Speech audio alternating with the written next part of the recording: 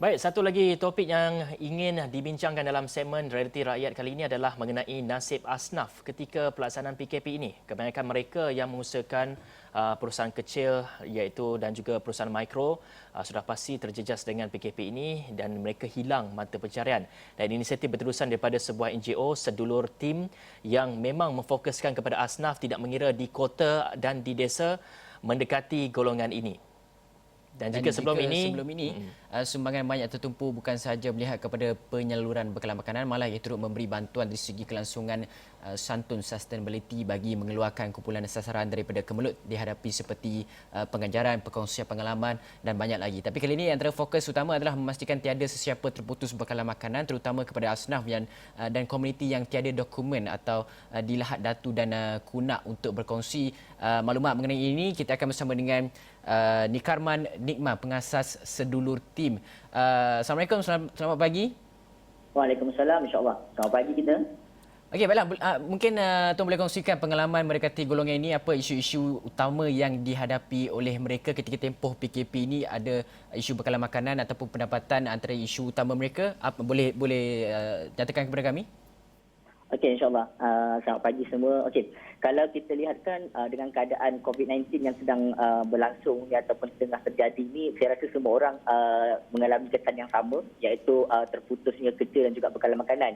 Jadi kumpulan sedulur tim ini kami lebih mensasarkan kepada stateless dan juga undocumented ataupun kita panggil kumpulan sasar yang berada di kawasan-kawasan Sabah, di kampung-kampung yang lebih kecil lah.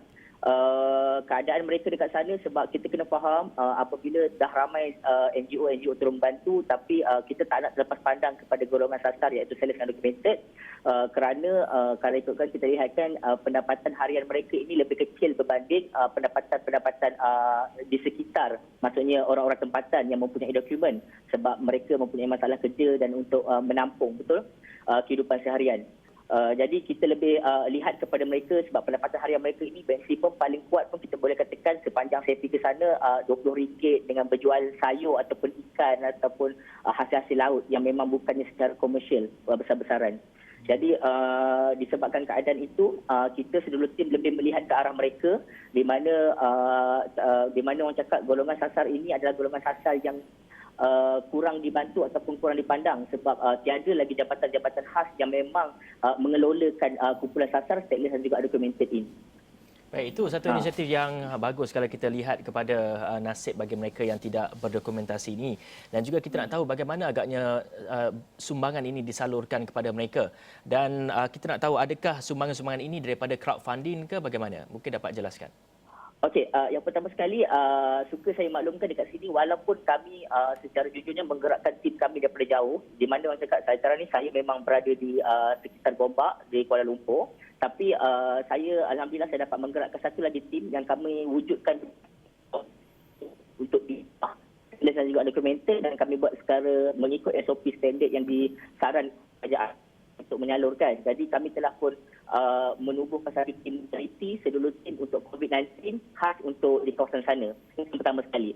Daripada segi dana, insya-Allah alhamdulillah kami memang secara totalnya melalui crowdfunding iaitu kami bersama-sama dengan tim setiap malam berfikir dan bagaimana kami nak merealisasikan bantuan ini, bagaimana kami nak salurkan betul-betul dan bagaimana kami nak dapatkan dana. So boleh katakan 80% daripada dana diperolehi melalui crowdfunding lah. Kami secara jujurnya memang sebegitu cara kami punya gerakan sepanjang kami bergerak ini.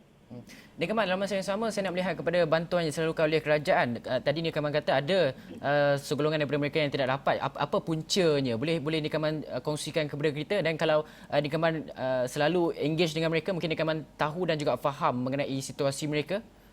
Okey, kalau ikutkan sebenarnya untuk stateless undocumented ini seperti saya cakapkan mereka tiada dokumen. Jadi melalui pandangan peribadi kita seperti biasa kita akan mendulukan orang yang lebih dekat di mana orang cakap kita akan ikut kita ada aturan ataupun tertib di mana siapa yang kita bantu dulu tapi tugas NGO tidak begitu. Apabila NGO ini ada kumpulan-kumpulan sasaran dia sendiri, jadi kumpulan NGO ini lebih laju untuk membuat kerja.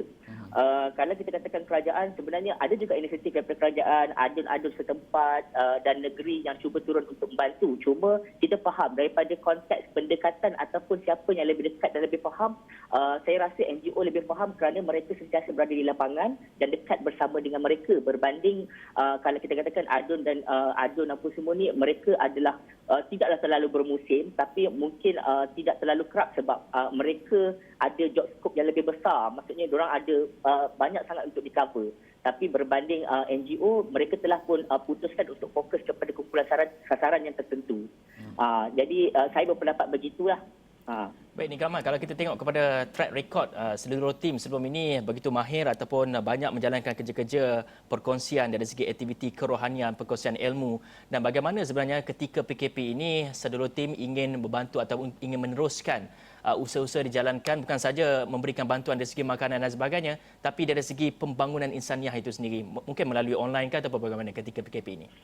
Okey, kalau untuk kumpulan sasaran ataupun target group untuk kumpulan sedulur tim ini, dia agak sukar. Yang pertama sekali, kami menjalankan, secara jujurnya kalau dekat area Sabah ataupun Sabah lah kita panggil sebab teknis undocumented yang banyak di sana, mereka memang mempunyai kekurangan sangat untuk akses kepada teknologi-teknologi begini dan kadar kemampuan mereka bukanlah begitu tinggi sekali. Untuk kita sebagai contohnya, saya ada buka satu sekolah di mana sekolah hati sedulur tim untuk teknis undocumented yang berada di Lahad Datu. Secara jujurnya kami memang kelas seperti biasa ambil kurikulum ataupun silibus daripada kerajaan biasa, cuma dalam keadaan-keadaan begini kita memang terhenti terus iaitu pembelajaran. Cuma mungkin cikgu kita boleh pantau tapi pantau dia takkanlah untuk 130 orang murid, kami agak sukar untuk rumah ke rumah, betul. Kita terhenti kerana kami lebih secara jujurnya utama kami fokus untuk memastikan di dalam PKP ini, di saat COVID-19 ini, mereka orang cakap boleh survive ketika ini. Tapi dalam masa yang sama, saya suruh jugalah cikgu-cikgu ataupun kita punya tim untuk organisekan balik apa sepatutnya selepas PKP dan bagaimana sepatutnya ia berjalan lah. Tapi daripada segi kalau untuk yang SPM apa semua tu, saya minta maaf. Kalau untuk SPM apa semua tu, kita terpaksa tangguhkan juga segala bentuk aktiviti sebab ialah kita faham penangguhan peperiksaan yang telah pun disarankan oleh kerajaan disebabkan oleh PKP ini. Baik, terima kasih Nikman atas perkongsian itu. Merupakan pengasas sedulur tim. Banyak manfaat yang kita boleh terima daripada organisasi NGO. Sementara tadi kita dah bawakan Global Peace Foundation mengenai bagaimana mereka membantu golongan ataupun masyarakat di luar bandar ataupun masyarakat orang asli, dan bagi sedulur tim pula bagaimana mereka mendekati golongan-golongan asnaf dan terutamanya bagi kita yang akan menghadapi ataupun akan menyambut bulan Ramadan tidak lama lagi. Dan dengan itu terima kasih sekali lagi kepada Nikman dan oleh itu segmen Realiti Rakyat berakhir di sini. Saya Hafizi Rosli. Saya Hafiz Zaman. Assalamualaikum. Salam sejahtera.